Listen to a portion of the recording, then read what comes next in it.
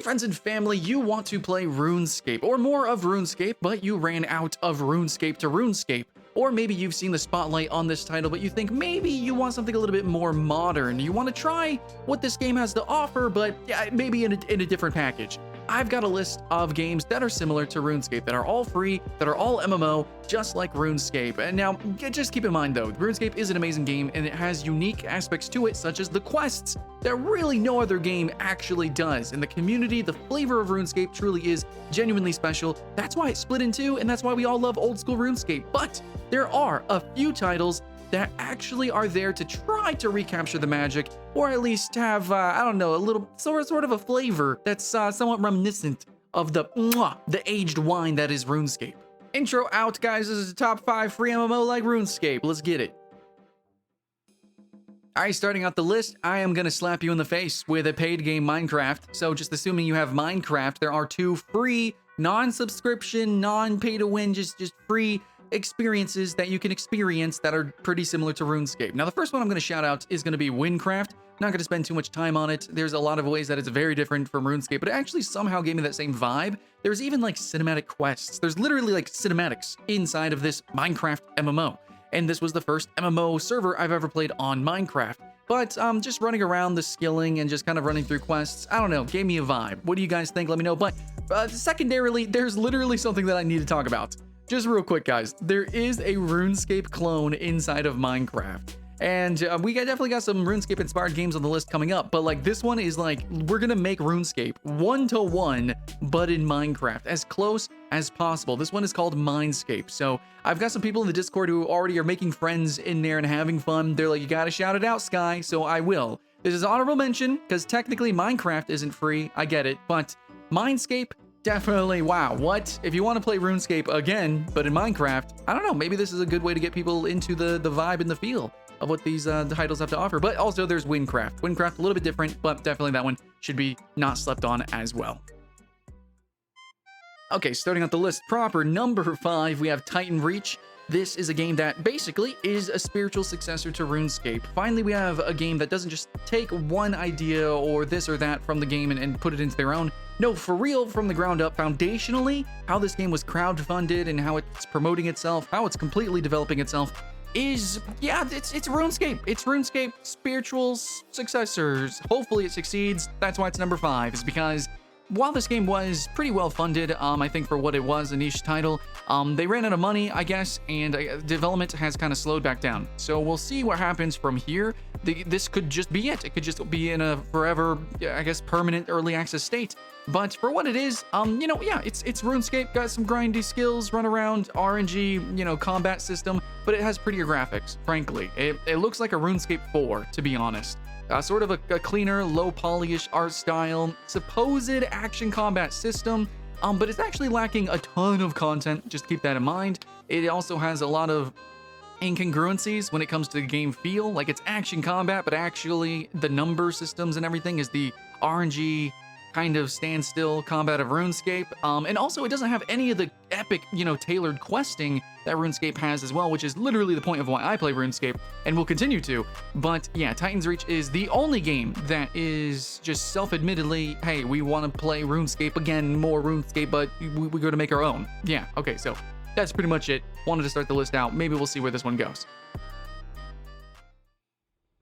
Number 4 on the list, we have Eldevin. You guys might have seen this game around past decade or so, but this was basically RuneScape 3 before RuneScape 3, like, you know, the evolution of combat happened. You know, the graphical updates with RuneScape. If you guys don't know, there's old school RuneScape and then there's like the new RuneScape, but they're like the same thing, and actually the new RuneScape is technically the old RuneScape and it's like better graphics. But yeah, anyways, so Eldevin actually seems like it lacks a little bit of content. It looks like it was never that viral, really ever that popular. But if you do want like a really charming sort of tight-knit sort of niche community, definitely a game that you could probably play with a younger audience or friends and family to try to get them into the MMO genre, potentially, Eldevin might be there for you.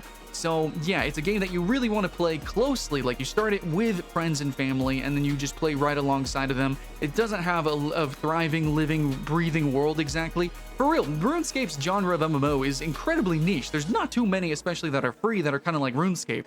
So Eldevin trying it and trying to compete with RuneScape just didn't really work out. But maybe nowadays, you know, a lot of people are going back and playing some older nostalgic titles, and people are having a better appreciation of retro stylings and aesthetics style games. And I think Eldevin might have that sweet point where it's not too clunky, not too awkward. And actually, I think it does look better than old school RuneScape.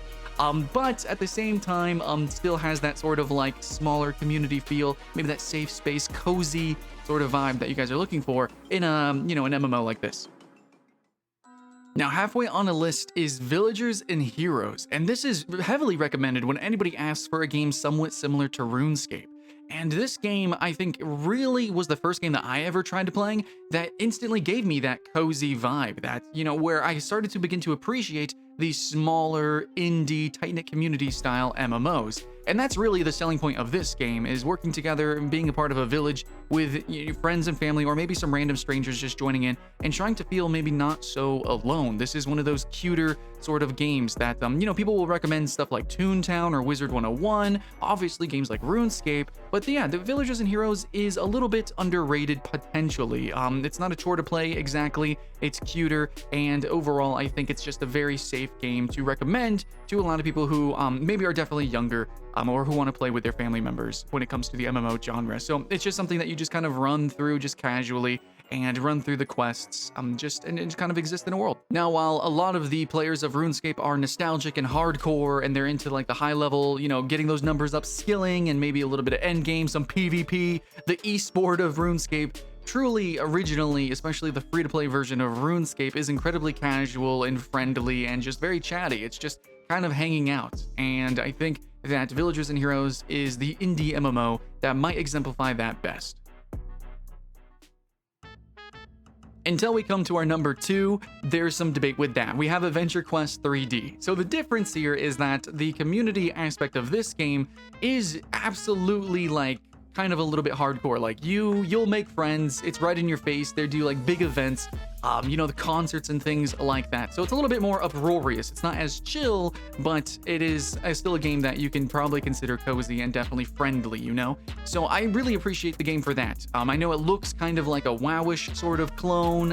It definitely, at first glance, a lot of these games probably look like other games that you've seen. In fact, the whole point of this list is that these games are similar to RuneScape, but Adventure Quest 3D makes this list because of its questing and because of the tone of its questing. It's basically self-aware. It's kind of freaking hilarious. Like, Artix and the team, they're just funny people, okay? And I enjoy their company, and if you play the game, you'll play with them, you'll play with this community, and everyone just kind of is jovial, but also literally just mechanically, the game itself is kind of self-aware, and if you played RuneScape, you know what I'm talking about, the Deadpoolish style, comic style jokes.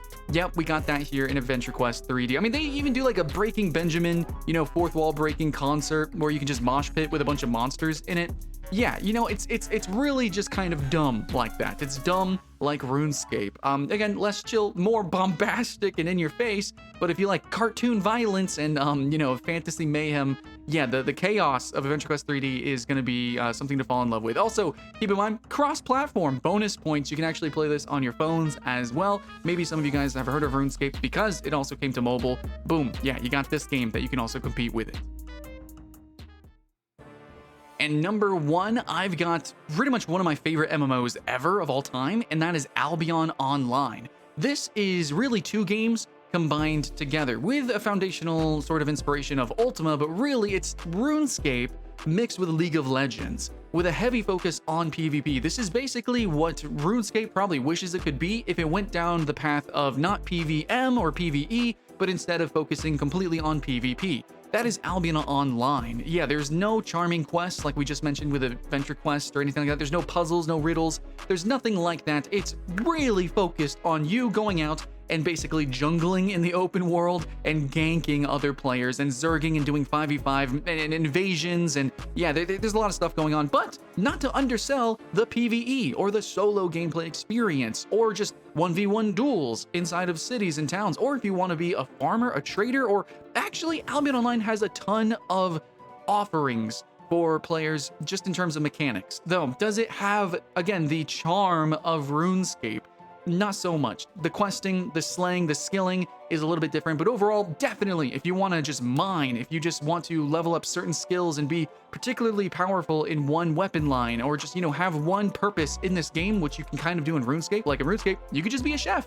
In Albion Online, you have that similar sort of vibe, where it even goes a little bit further in terms of roles. Like, you could just be a duelist. You could be someone who is just the healer in your Zerg. You can be the person who is the 5v5, tank, who actually jumps in there and you lead the charge when it comes to guild versus guild. Or you could just be someone who works with the guild in the shadows as the vanguard in dungeons, running around and just kind of playing it solo, but not exactly alone. There's so many different ways of playing, from being more care bear, more safe.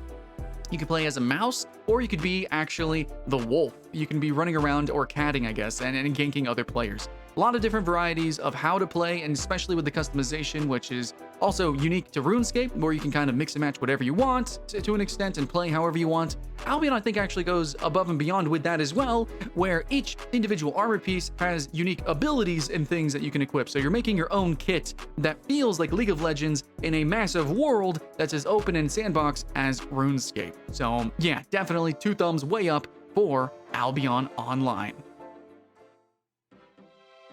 But for now, that is actually just going to be the list of games that I know are popularly recommended when this question is asked, and ones that I have touched myself that I hyper recommend. Again, Albion Online is going to be number 1, and not to undersell the Minecraft honorable mentions of Wynncraft and Minescape as well. Hopefully TitanReach can actually be up and coming, and honestly, I would love to go back and look at these smaller niche MMOs, even private server MMOs, like the ones I mentioned here with Villagers and Heroes, as well as Eldevin. So, and maybe, I don't know, Toontown Rewritten, Wizard 101, here we go. But these are the games that I could actually shout out. Now you know of them, now you know that other people play them for probably a similar reason that you're looking for them, and I hope you all get together and have some fun. But that's it, friends and family. All I can ask is you can like, subscribe, and keep that hype alive. And I'll see you again next time.